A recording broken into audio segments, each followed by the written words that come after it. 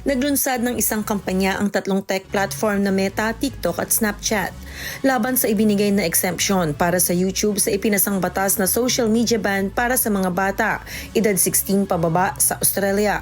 Gumawa ng magkakahiwalay na submissions ang mga nasabing kumpanya upang hingi ng muling pagsusuri ng pamahalaan sa kanilang desisyon na huwag isama ang YouTube sa social media ban na inaasahang ipatutupad sa huling parte ng taong ito.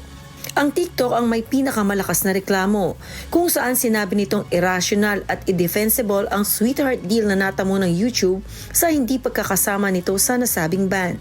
Samantala, inakusahan naman ng Meta ang Albanese government ng pagwawalang bahala sa katibayan at transparency sa pagdidesisyon nitong huwag isama ang YouTube sa ban. Sinabi nito na taliwas ang ginawa ng pamahalaan sa intensyon nitong protektahan ang mga bata, lalo na at ang YouTube ang pinakapopular na ginagamit ng mga bata sa bansa.